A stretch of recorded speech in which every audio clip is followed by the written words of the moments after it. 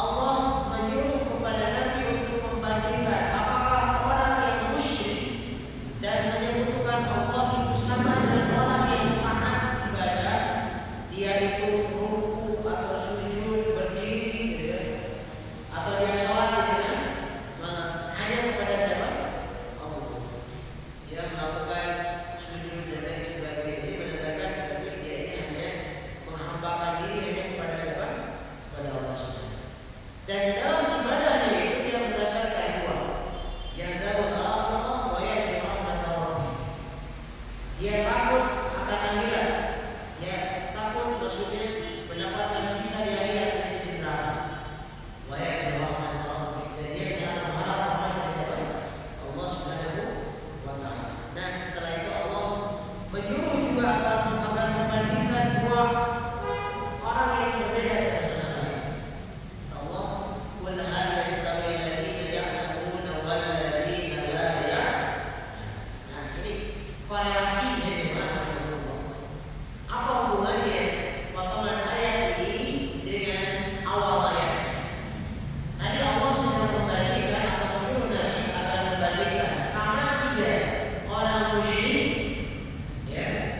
yang dia mengamalkan kepada selain Allah dengan orang yang hanya ibadah hanya kepada siapa? Allah. Dia beribadah dengan malam, sholat, qiyamul lail, dia tahu di ada di akhirat dan berharap kepada Allah. Dan Allah menisbatkan di antara duanya berhadap sekali lagi dia akan awal lagi adalah sama orang yang berilmu dengan orang yang tidak berilmu. Maka kita bisa simpulkan, jemaah, kalau kita letakkan penjelasan ayat ini bahwa Allah secara tidak langsung menyebutkan bahwa orang-orang musyrik itu sama dengan jahil. Ya, walaupun misalnya ada orang yang misalnya mengaku itu lain, IQ yang luar biasa, tapi dia syirik, maka sama saja di hadapan Allah dengan orang yang jahil. Gitu. Karena dia tidak memposisikan Allah sebagai ilah, sebagai Rabbul Alamin. Jadi kalau kita sambungkan dengan ayat sebelumnya, ini dinyatakan bahwa ya orang-orang musyrikin mereka ini sama saja dengan orang-orang yang tidak berilmu. Walaupun mereka secara intelek misalkan kemampuan mereka dalam berbahasa Arab, dalam kesusastraan mereka sangat handal, tapi mereka sangat disayangkan. Ya, mereka menjadikan adanya sekutu-sekutu selain. Nah ini, jadi Allah ini sedang membandingkan mukmin dan musyrik. Mukmin ini adalah orang-orang yang ya'lamun. Orang-orang musyrik ini adalah wal-ladzina la. Jadi sebenarnya ayat ini pada jamaah Allah pertanyaan yang mengandung pernyataan. Jadi sebenarnya ini tidak perlu kita jawab. Karena sebenarnya sudah bisa kita simpulkan bahwa orang yang berilmu dengan orang yang tidak berilmu jelas-jelas berbeda. Dan kita pun bisa menyimpulkan orang mukmin yang hanya mentauhidkan diri kepada Allah, hanya beribadah kepada Allah jelas berbeda dengan orang musyrik. Jadi pada asal ayat ini dengan awal ayat. Ya. Nah lalu di sini ada penjelasan di catatan kaki kita, ya, dan jawab pesan ini menambahkan faedah. Ada salah satu perkataan Syekh Utsaimin rahimahullah, al-'alimu ya'budullah ala basirah. Seorang alim yang tadi Allah sebutkan alladzina ya'lamun. Orang-orang yang berilmu mereka beribadah kepada Allah ala basirah, di atas penjelasan, di atas keterangan yang nyata dan jelas.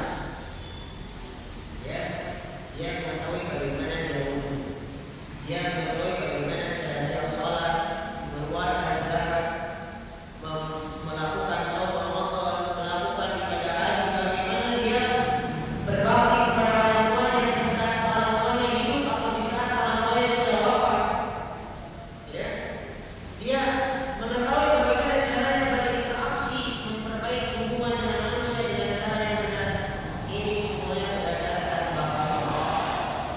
Kita semua dituntut oleh Allah untuk beramal berdasarkan ilmu. Maka bisa kita simpulkan sama tidak ibadah orang yang berilmu dengan orang-orang yang tidak berilmu. Maka kita bisa jawab tidak sama. Dan ini jelas-jelas Allah tegaskan dalam Al-Quran. Wala taqfu ma laysa laka bihi ilm. Kita ini tidak diperbolehkan ibadah ini tidak didasarkan kepada basirah. Antum ditanya, ini ibadah apa? Atau saya ikut saja. Apa dasarnya? Tahu, yang jelas ada keterangannya. Ini tidak ada dasarnya. Yang namanya basirah jelas. Saya tahu itu di dalam Al-Quran, sudah tahu. Walaupun saya tidak tahu, saya bisa buka ayatnya dan saya bisa bacakan. Ini basirah. Itu berilmu. Dan ibadah orang yang berilmu harus begitu. Jangan seperti orang-orang musyrikin, mereka ditanya, kenapa Anda menyebutkan Allah dengan Lata Uzza? Jawabannya, ya apa? Ya, kita ini melakukan ini hanya sama seperti nenek moyang saya.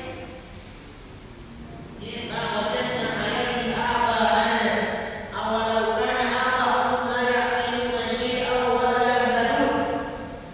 Di saat ditanya, kenapa Anda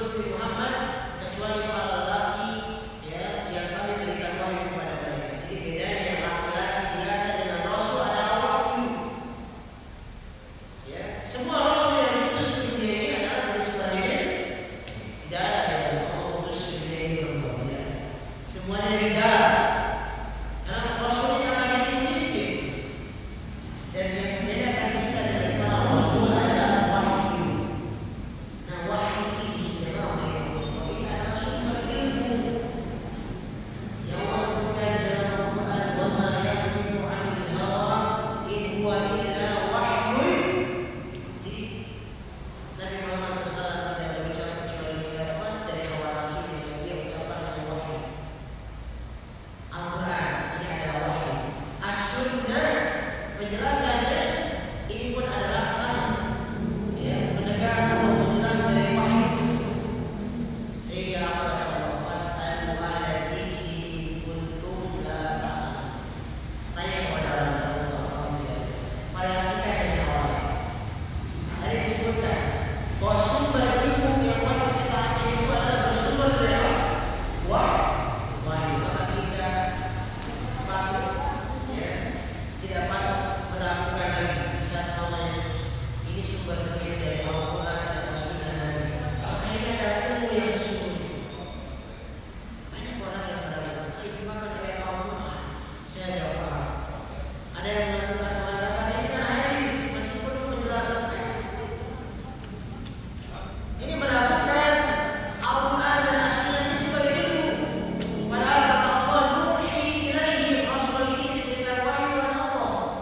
Kalau kalian ingin tahu, pasal ahli dzikri kuntum la ta'lamun. Tanya kepada ahli dzikri. Ahli dzikri ini adalah ahli ilmu atau para ulama. Jadi di sini dapat kita simpulkan penjelasan tentang ayat 43 ini. Allah Subhanahu wa taala agar menyuruh kita agar bertanya kepada orang-orang yang tahu. Ya, bertanya kepada mereka. Jadi bertanya ini adalah obat dari kebodohan kita. Syifa'ul ayn minas su'al. Misalnya kita tidak tahu dari mana, tanya kepada orang. Dan orang alim yang patut kita tanya adalah orang alim yang menjelaskan ilmu berdasarkan wahyu. Gitu. Karena memang tidak mungkin ada orang yang misalkan ditanya dia selalu menjawab dan ternyata jawabannya tidak berdasarkan wahyu, berdasarkan dari Al-Quran dan As-Sunnah. Bisa saja hanya mengikuti hawa nafsunya.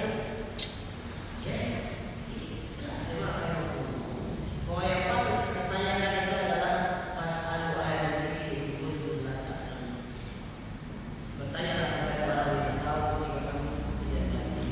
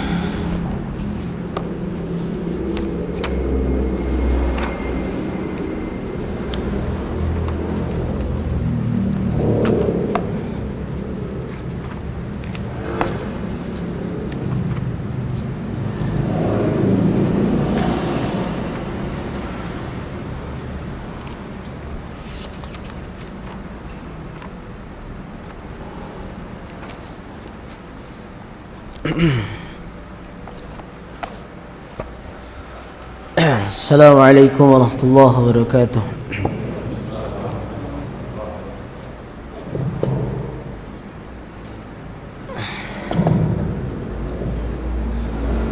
Alhamdulillah wassalatu wassalamu ala Rasulillah wa ala alihi wa sahbihi wa man tabi'a hudahu wa ba'd. Ikhwan jamaah yang dirahmati Allah Subhanahu wa taala. InsyaAllah kita lanjutkan pembahasan kitab Tadhkiratus Sami wal Mutakallim, masih menguraikan ayat-ayat menjelaskan tentang ilmu, keutamaan ilmu dan orang-orang berilmu, dan termasuk keutamaan mempelajari dan mengajarkan ilmu. Tadi disebutkan bahwa hanya orang-orang yang memiliki rasa khasyah, yaitu rasa takut kepada Allah, yang mana mereka yang disebut dalam ayat ini sebagai al-ulama. Jadi semakin seseorang itu berilmu, semakin seseorang ini ilmunya semakin bertambah, maka sepatutnya orang ini semakin memiliki rasa takut kepada Allah dan lebih bertakwa kepada Allah Subhanahu wa taala. Dan Allah pun menyatakan di ayat berikutnya,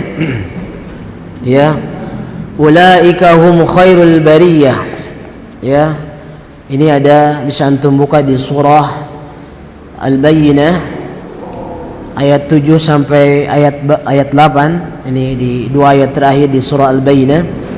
Ulaika hum khairul bariyah jazaohum inda rabbihim jannatu adnin tajri min tahtihal anhar khalidina fiha abada radhiyallahu anhum wa radu anhu dzalika liman khasyiya rabbah.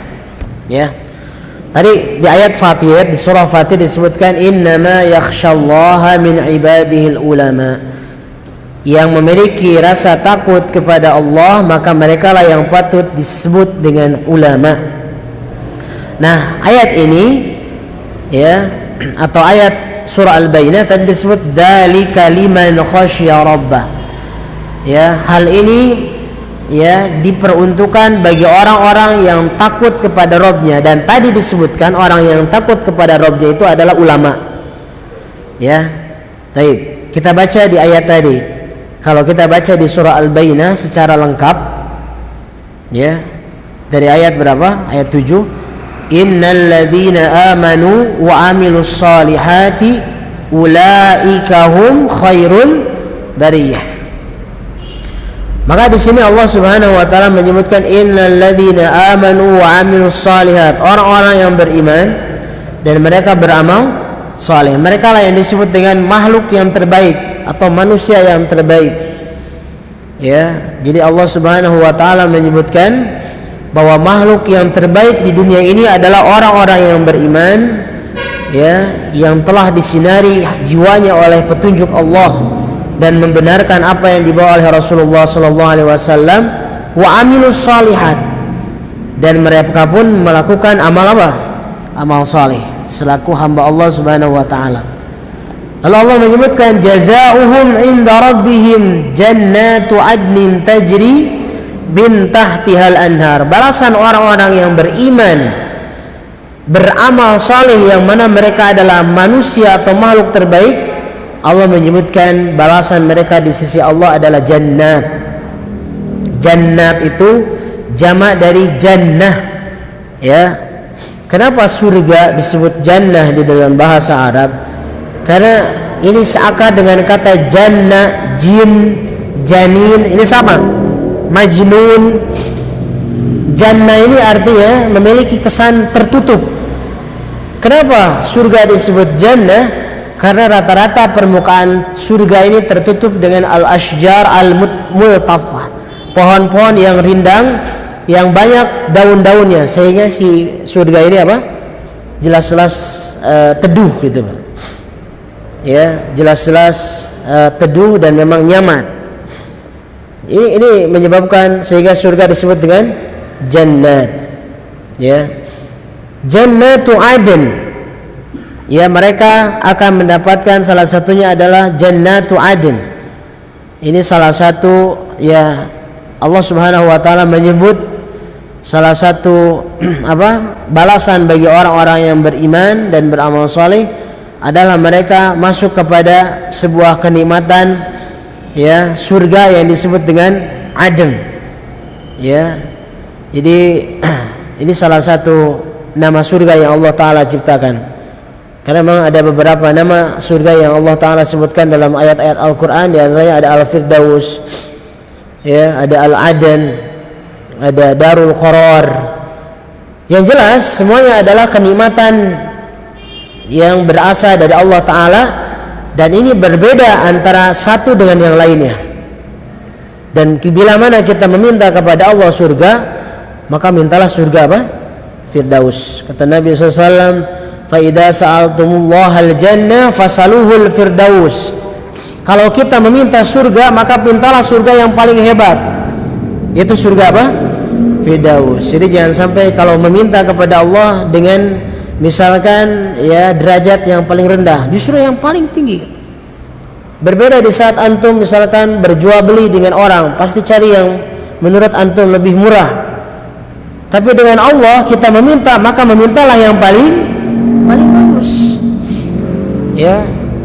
Dan ini salah satu balasan Allah memberikan surga-surga, ya, di antara yang Aden yang mengalir di bawahnya al-anhar, sungai-sungai, khalidina fiha abada. Mereka jelas-jelas di dalam surga tersebut kekal selama-lamanya, ya. Radhiyallahu anhum wa radu'an. Allah ridha terhadap mereka dan mereka pun ridha terhadap Allah Subhanahu wa taala dan balasan atas amal perbuatan tersebut.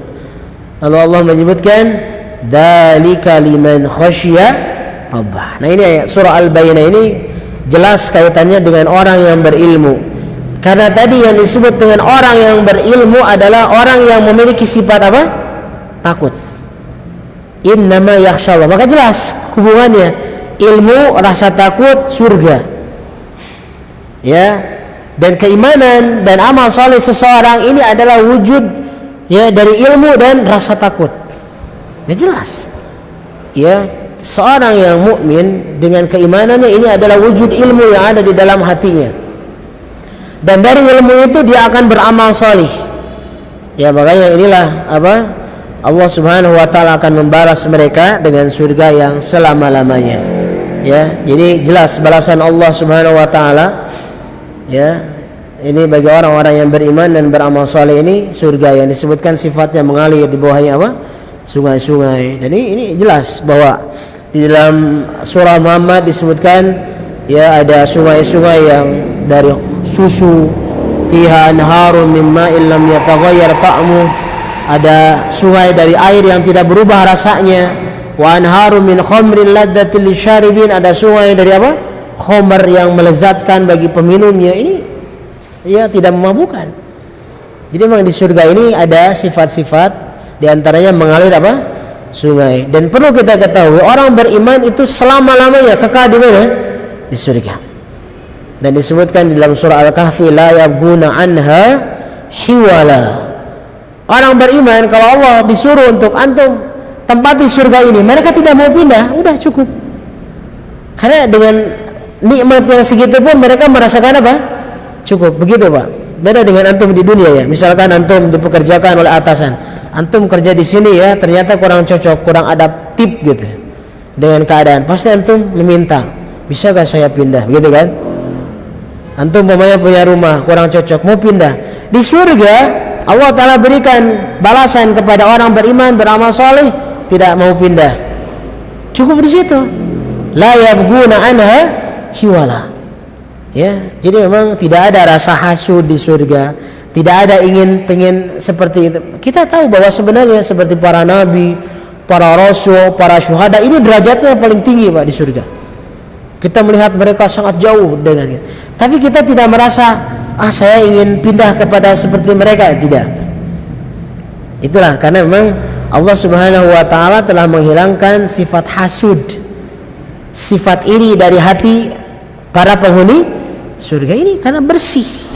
Allah Subhanahu wa taala sudah bersihkan dari sifat hasud, sifat iri, sifat ujub, itu sudah tidak ada. Ya, dan kita akan selama-lamanya ini jamaah rahimakumullah ya, bahwa ya orang-orang mukmin ini akan merasakan khulud fil jannah. Abadi di mana? Di surga ini selama-lamanya. Walaupun memang kalimat khalidin ini tidak menutup kemungkinan orang beriman ini akan disiksa dulu di mana? Di neraka. Di kitab tauhid kita pelajari bahwa orang-orang bertauhid ini tidak selamanya mereka akan masuk surga langsung. Ya kan? Hanya 70.000 orang yang disebutkan dalam hadis yang mana mereka masuk surga tanpa hisab dan tanpa azab. Yang lainnya bisa saja masuk neraka dulu, tapi akhirnya mereka dimasukkan ke dalam surga dan kekal selama-lamanya. Nah ini jamaah rahimakumullah, bahwa inilah dapat kita simpulkan dari kedua ayat surah Fatir dan surah Al-Bayyinah, bahwa ulama ini adalah orang-orang yang takut kepada Allah, dan orang yang memiliki rasa takut kepada Allah mereka lah manusia terbaik, khairul bariyah. Ya, maka kesimpulannya bahwa ulama ini adalah manusia terbaik. Ya kan? Jadi ulama adalah orang yang memiliki rasa takut kepada siapa? Allah. Dan orang yang memiliki rasa takut kepada Allah mereka orang terbaik. Maka kita simpulkan ulama-ulama atau orang-orang yang berilmu adalah orang yang terbaik di sisi Allah. Nah ini kesimpulan dari pembahasan kita. Ini ayat-ayat yang disebutkan oleh Al-Imam Ibnu Jama'ah yang menjelaskan tentang keutamaan ilmu para ulama atau orang berilmu, keutamaan belajar dan mempelajari ilmu atau mengajari ilmu. Baik, insyaallah di pertemuan yang akan datang kita akan mempelajari hadis-hadis dan riwayat-riwayat asar para tabi'in yang menjelaskan tentang keutamaan ilmu. Baik, anda kira cukup? Ya, hadza wallahu a'lam. Ada pertanyaan?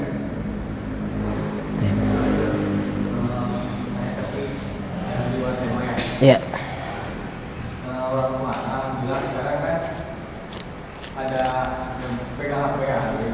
Ya. Bismillah. Niatnya anak kasih itu buat nonton video kajian sunnah. Ya. Nah sekarang malah nonton kajian yang dongeng. Isinya dongeng itu yang penting ada ketawanya. Terus, bagaimana cara mensiasatinya? Mensiasati begitu ya. Iya. Baik. Soalnya kalau dikasih tahu ustaznya gini takutnya kok ngaji teh paksa. Iya. Baik. Ya. Jadi di saat kita mendapati misalkan kita memberikan wasilah, fasilitas media untuk orang tua atau siapapun itu, ya tujuan kita agar itu ini menjadi sebuah media yang memperantarai agar ini menjadi media kebaikan kan. Ingin dia atau orang tua kita menyimak kajian-kajian yang baik, yang benar, agar pemahamannya pun jadi apa? Jadi benar. Dan ini perlu kesabaran dan perlu tahapan. Ya ini memang di saat orang tua kita seperti itu, maka ya kita coba saja berikan, sodorkan, ya coba dengarkan yang ini tanpa dipaksa, tanpa usah memaksa. Kita harus menyodorkan, bagaimanapun kita harus menawarkan, coba simak ini. Misalkan ya dia sekali dua kali tidak merasakan asarnya, tidak merasakan pengaruhnya, ya saya lebih tertarik dengan apa, kajian-kajian yang isinya dongeng begitu ya, resep ngelalakon begitu ya. Ujung-ujungnya barakatak seserian begitu kan. Ya ini harus kita berikan juga pencerahan bahwa sebenarnya ya yang kita ambil faedah dari ilmu itu untuk beramal. Sedangkan apapun itu, misalkan kajian ataupun obrolan yang tujuannya hanya untuk terbahak-bahak tertawa, Ini jelas dalam Al-Quran, ini hanya akan membuat hati kita semakin keras. Ya, dan ini memang butuh kesabaran dan butuh proses. Ya, butuh proses. Tetap kita harus menyampaikan ini secara santun kepada orang tua kita, walaupun misalkan sekali dua kali tetap dia akan kurang minat. Naon iman unutan ngaji gini, ya kan gitu ya. Tapi mudah-mudahan kita sambil memohon kepada Allah, ya, agar Allah Ta'ala memberikan taufik kepada orang tua kita.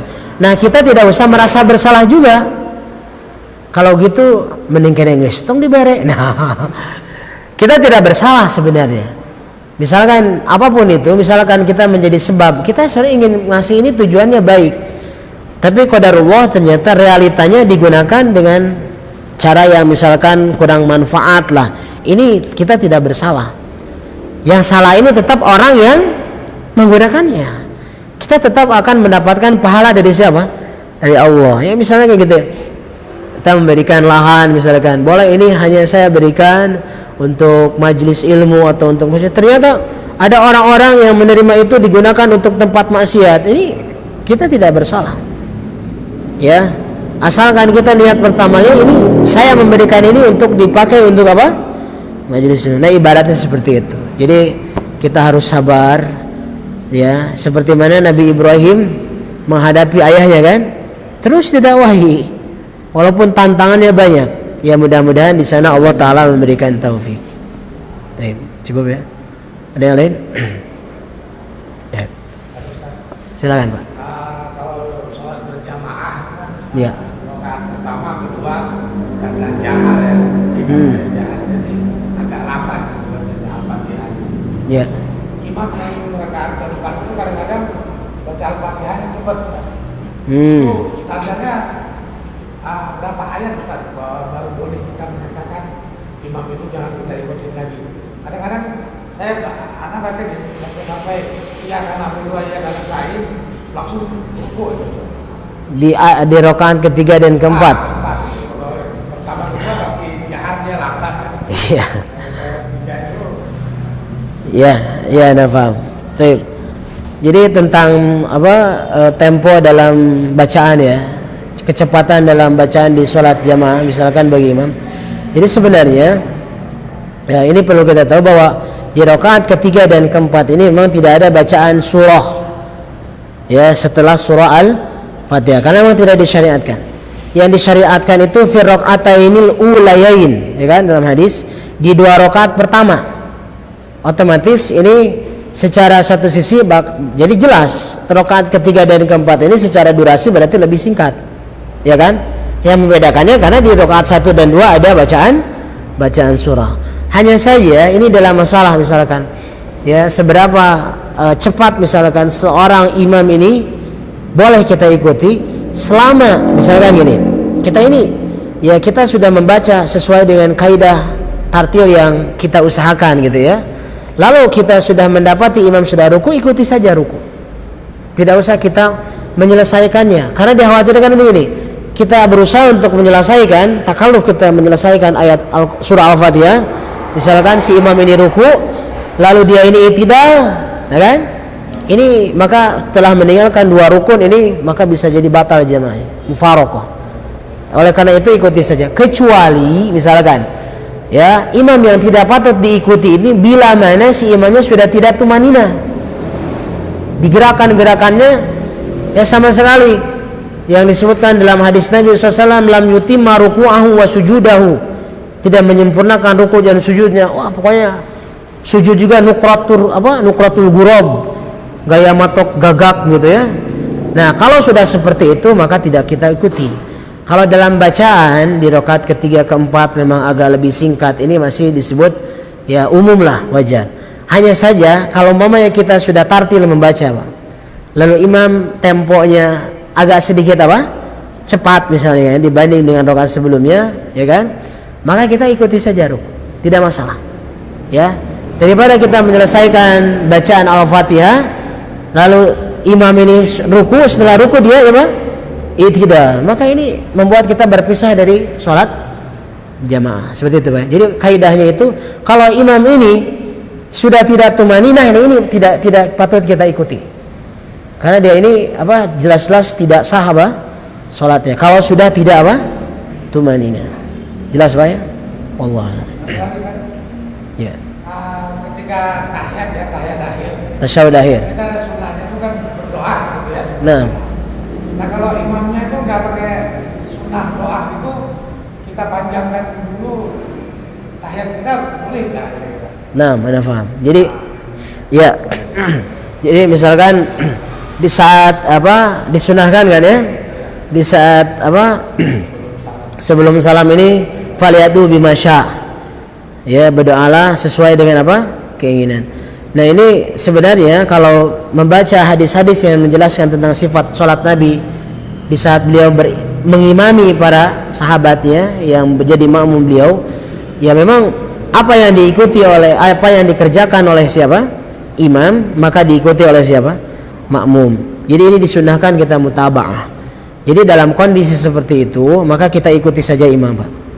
Ya, karena memang Nabi menyebutkan dalam hadis innama ju'ilal imam liyutamma bih. Walaupun betul menurut kita kan ini akhir ini ya kan? Tapi kan Nabi menyebutkan ini imam dijadikan imam supaya kita ikuti. Dan bagian akhir dari sholat kita itu adalah salam kan? Salam. Jadi misalkan imamnya sudah salam, ini mah tonggoy cicing, padahal kita sedang berdoa gitu kan? Gitu. Jadi kalau imamnya salam, kita ikuti salam. Ya, jadi kita bisa baca misalkan di saat kita sholat sunnah, bisa rawatib gitu ya. Karena memang imam ini ya misalkan ada hanya sampai baca sampai innaka hamidum majid, memang ini secara sah tetap saja. Hanya saja yang sunnah membaca salah satu dari doa yang dianjurkan. Ya, salah satu saja kalau imam. Misalkan Allahumma inni a'udzubika min adzabi jahannam, atau membaca Allahumma ighfirli ma qaddamtu wa ma akhartu. Nah, kalau kita sholat sendiri bisa kita tatawul, tambah lagi terus, boleh. Justru ini doa yang paling dianjurkan itu ad-du'a fi adbaris sholawat. Doa di ujung-ujung sholat. Ujung ini adalah yang dimaksud ini adalah diantaranya adalah sebelum kita salam. Jadi bisa Bapak amalkan kalau kita sholat sendiri dan imamnya yang membaca. Jadi kalau imamnya cepat awe salam, ya ikuti saja Pak. Jadi kita jangan jangan memisahkan diri. Jelas ya? Wallahu a'lam. Subhanakallahumma wa bihamdika asyhadu an la ilaha illa anta astaghfiruka wa atubu ilaik. Assalamualaikum warahmatullahi wabarakatuh.